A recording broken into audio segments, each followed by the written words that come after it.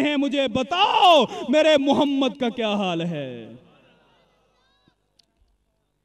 भाइयों, इश्क ये है, मोहब्बत ये है। हम तो रिश्ते की खातर दाढ़ी मुंडवा देते हैं। मसला था जी, रिश्ता नहीं मिल रहा था, नबी की सुन्नत को उठा के फेंक देते हैं। इधर नबी की मोहब्बत, इधर दुनिया के मामलात।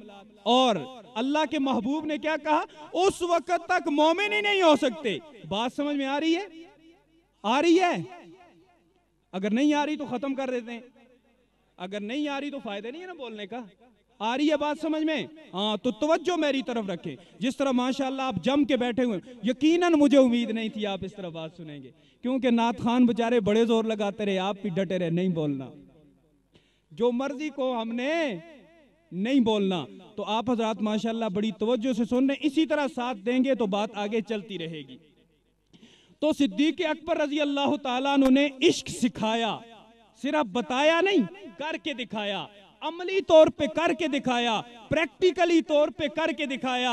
अब जब कबीले वालों ने देखा कि जिसकी खातर यहां पहुंच गया, अब भी उसे नहीं छोड़ता, चलो इसके पास से चलते हैं, ये तो पागल हो गया है, इसके पास खड़े होना ही फजूल है, चलो चलते हैं, ये कह के वो चले गए। लेकिन इश्क की आग सीने में लगी है, सब कुछ बेच दिया है महबूब की खातर, अपनी जान का भी सौदा कर दिया है सिद्दीक अकबर ने। कहता है उस वक्त तक अम्मा कुछ नहीं खाऊंगा जब तक मैं अपने आका का चेहरा एक मर्तबा न देख लूं। अगर तुझे मुझसे ज्यादा मोहब्बत है, इंतजाम कर, मुझे मेरा महबूब दिखा दे, मुझे मेरा मतलूब दिखा दे, मुझे मेरा मकसूद दिखा दे, मुझे मेरा आका दिखा दे, फिर जो कहेगी वही करूंगा। सिद्दीक अकबर को ले जाया गया दारे अरकम के अंदर, अल्लाह के महबूब मौजूद है, सहाबा भी मौजूद है। आए देखो, सिद्दीक अकबर ने एक हाथ किसी एक के कंधे पे रखा, दूसरा दूसरे के कंधे पे रखा। सिद्दीक अकबर चल नहीं सकते,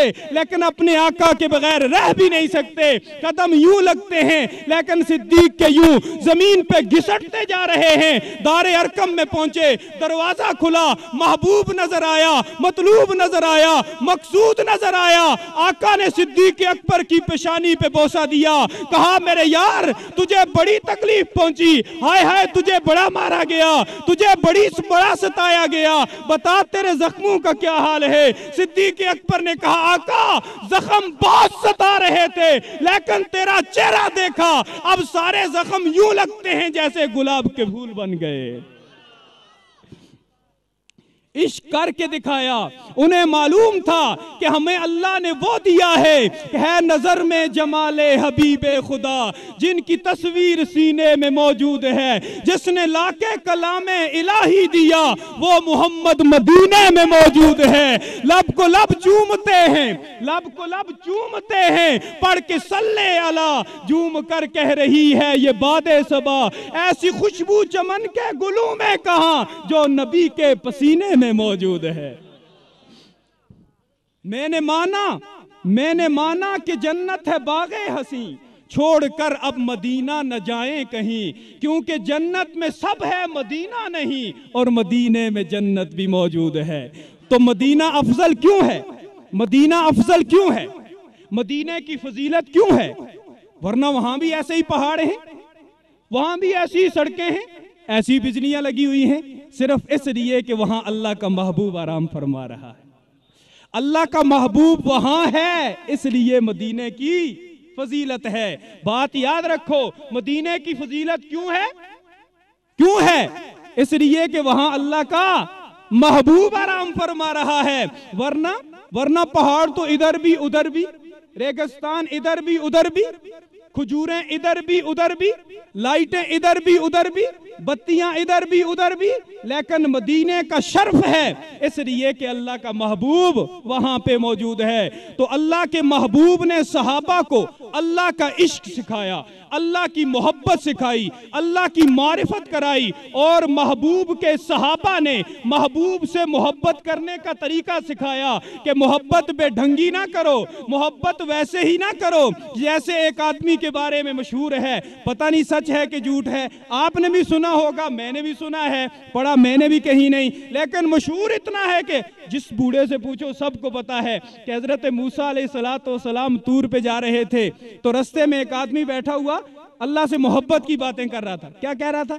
या अल्लाह अगर तू मेरे पास होता तो मैं तेरे सर में कंघी करता, तू मेरे पास होता मैं तेरी जुएं देखता, मैं तुझे नहलाता धुलाता। हजरत मूसा ने सुना तो कहा कि चुप कर, खामोश हो जा। अल्लाह से मोहब्बत करनी तो है लेकिन तरीका है कोई उसका। ये कौन सा तरीका है तू अल्लाह से मोहब्बत कर रहा है? तो जनाबे मूसा गए, अल्लाह ने कहा कि मूसा नहीं नहीं नहीं, इस तरह नहीं, मोहब्बत कर रहा है ठीक है लेकिन उसे तरीका सिखा के आ जाए। मोहब्बत ठीक कर रहा है लेकिन उसे मोहब्बत करने का अंदाज सिखा के आ जा। तो मेरे भाइयों और बुजुर्गों, हमने अल्लाह से मोहब्बत करनी है नबी से पूछ के, हमने नबी से मोहब्बत करनी है सहाबा को देख के। जैसे सहाबा ने मोहब्बत की है वैसे मोहब्बत हमारे दिल के अंदर भी होगी, जैसे सहाबा ने मोहब्बत की है वैसे इताअत हमारे दिल के अंदर भी होगी। जैसे सहाबा ने अल्लाह के महबूब की अजमत को अपने सीने में सजाया है वैसे हम भी सजाएंगे, हमारा ईमान मुकम्मल हो जाएगा, हमारा ईमान कामिल हो जाएगा। सहाबा ने कैसे करके दिखाई, कहीं अबू बकर अल्लाह के नबी की मोहब्बत में मारे खा रहे हैं, कहीं फारूक आजम एक मुनाफिक और एक यहूदी आते हैं अपना मुकद्दमा लेके। तवज्जो है जी, मेरा ख्याल है थक गए, रोटी ठंडी हो रही है। तो एक मुनाफिक और एक यहूदी आए नबी करीम सल्लल्लाहु अलैहि वसल्लम के पास, अल्लाह के महबूब हमारा ये झगड़ा है, हमारा ये झगड़ा है। अब मुनाफिक तो बदतरीन लोग हैं ना, इन्नल मुनाफिकीना फी दरकिल अस्फल मिनन नार, आग का सबसे निचला ठिकाना अल्लाह ने मुनाफिकीन के लिए तैयार कर रखा है। और मुनाफिक क्या है? दो रुखा, दो चेहरों वाला, एक के साथ इधर बात दूसरे के साथ उधर, सामने मीठा और पीठ पीछे कड़वा। सामने तो बड़ा चढ़ा के पेश करने वाला लेकिन अंदर अंदर से जड़ें काटने वाला। अल्लाह ताला हमें इस अमल से महफूज फरमाए, अल्लाह ताला हमें इस निफाक से महफूज फरमाए, अल्लाह ताला हमें साफ सुथरा ईमान नसीब फरमाए, अल्लाह ताला हमें सच्चा और सुच्चा मुसलमान बनाए। मुनाफिक आया और आके कहने लगा कि अल्लाह के महबूब ये यहूदी है, इसने मेरी फलां चीज गसब कर ली है, हमारा फैसला कर दीजिए। नबी मुकर्रम सल्लल्लाहु अलैहि वसल्लम ने जब सुना और सुनने के बाद यहूदी के हक में फैसला दिया, क्योंकि यहूदी ही का हक था, मुनाफिक वैसे ही कह रहा था।